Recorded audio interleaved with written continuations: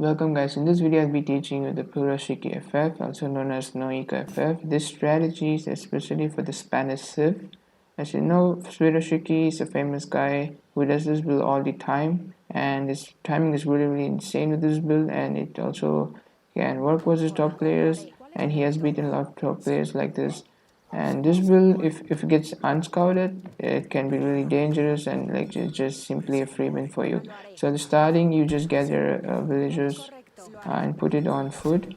You want to get your crates collected ASAP. Just collect the food crate ASAP, get a build queued, and then rush your explorer to a trade route and get a TP.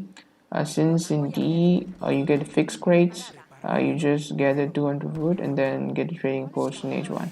So you don't want to get any houses, you just want to get one trading post and you just put all villagers on foot. So what the strategy is that you want to train till 9 villagers, and then you want to ship your 3 villagers and overpop it so you have 12 out of 10 villagers at the end. And the reason you're doing this is because you want to have a faster timing. So you age to 2 faster, you age to 3 also faster because you're cutting off villagers and just focusing on getting the timing.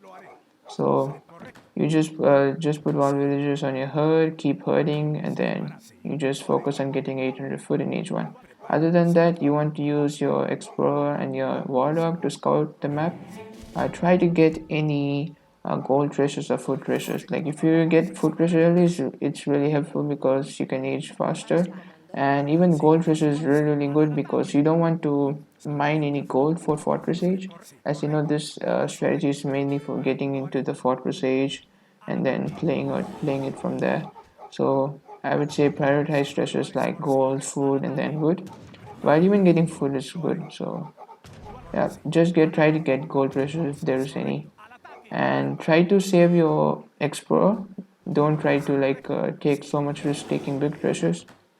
Your explorer is very important in this game because as you know, Spanish can train war dogs, and war dogs is really essential if you want to defend against like a rush, because you're doing like a naked FF. You won't be training any units, you won't be doing anything, you just want to hit fortress.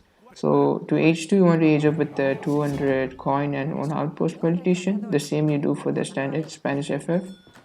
And you just want to gather like 100 gold to H2 if you haven't gathered any coin, and you just put 3 villagers if you haven't have any coin in your bank.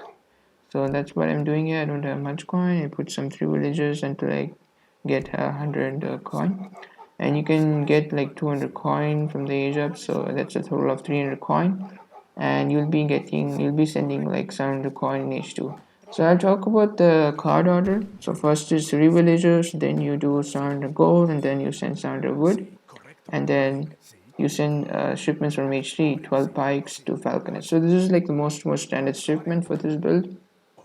Since this build focuses on getting siege, so that's why I'm sending like pikes and falconets next by next and getting your opponent's TC as fast as possible. But if there's comes to a situation like your opponent is having a lot of like infantry mass, you can send like lancers and any other shipment which is good against it. But generally you just want to send pikes. So I just keep scouting the map, and then it's also important to scout your opponent's location so that you can think of placing tower. The thing is that you want to place the tower in a hidden spot so that he doesn't know what are you trying to do, and he doesn't want to scout your tower so that your tower doesn't get destroyed. So I'm trying to be like aggressive here with the tower so that I can just get my timing faster. But it's always safe to put your tower at your TC if you don't know like what he's doing. If he's rushing, then it's better to have it tower at your TC. But if you quite surely know if he's not, you can just put your tower like in a hidden spot, and then you can just go on from there. So now I get the 700 gold, gather the gold with like 5 or 6 villagers. You want to age up with the 8 pikes politician.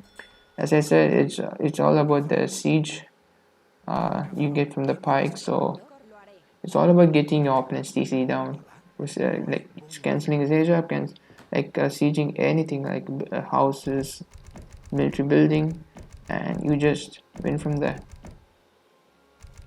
So once you receive the 700 wood, it's coming right now. You might want to send 2 villagers forward. You can just send it before. So once you get this 100 wood, you just gather them and you make a racks near the tower. So what you want to make from the racks is skirmishers. So skirmishers is good against like any infantry mask. So that's why you're making, since you have a lot of pikes, if there's mask is going to be a problem. So you can just make skirmishers, you can just kite in and out and just be annoying.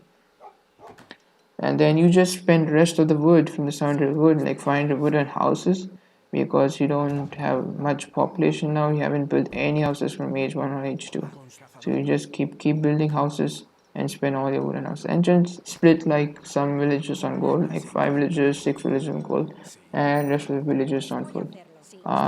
In age 3, you can make villagers, but try to get like full batches of skirmishers. But like you can keep making constant villagers because you don't know like this build might work or not. Like there's not a lot of eco behind this, so that's why you might want to make some villagers here and there. But yeah, try to make constant villagers in H3 and try to get army also. So I'm just waiting for my H3. And also remember guys to make your shipment point change from a TC to the tower. So once you age, you should get the 8 pikes at the tower and not at your TC. So you're just going to save all the walking time. That's the purpose of this build. Like you just spam the shipments from a tower. Since you have a lot of XP, you just spam and then just go in. Now I get the 8 pikes. I don't see any army of his, so I don't know what he's doing. He might be hiding his military unit, or he might just be going like a fortress age.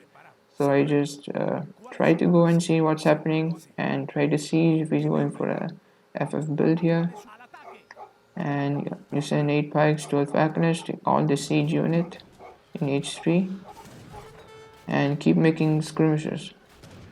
And also make sure your explorers are alive here again, because you can keep training war dogs, and you can like it's like a second racks basically, like second building from your explorer. You can make skirmishers from your racks, and you can make another type of unit from explorer. So it's pretty insane. And war dogs are pretty good because they act like a small hussars, 21 hand attack damage. That's why. And I just you just mostly want to wait till your 2 falcons come, and you just want to save your pikes also here, and then you just want to go in. You don't want to like waste too many pikes also. But in this case, I just went to see what's going on. Now I see he has hit the fortress. Not yet. He's probably gonna hit fortress soon, because he doesn't have any army, and I saw him like he was gathering 700 coin in H2. So and now he ages up and all his army is just gone, because I have more military units. I have like 3 shipments already shipped, and I hit like a 6:30 minutes around fortress, and he's hitting around like 8 minutes. It's a huge difference. Now he can't get any shipment because I'm going to siege his TC down. The falcon is just there, skirmishers, spikes, doing all the siege damage. This is pretty much GG. Like 8 minutes and 40 seconds is where the time the TC is gonna go down, and that's it. This is just pretty much end of the game. He can't do it pretty much. Probably gonna call this game here. And you can see how strong this build is. Like if your opponent is not prepared for this build, this is just GG. That's why I say this is like insane strategy, and it works pretty much all the time. It just gets to show like my eco isn't that great, but my units and shipments that I pop is really strong. And that's it. This video is about the parachute KFF. I think you guys learned something here. And let me know in the comments below if you want to see variations of this strategy. They're like church guard, Halberdiers, etc. So yep, thank you for watching, and see you in the next one.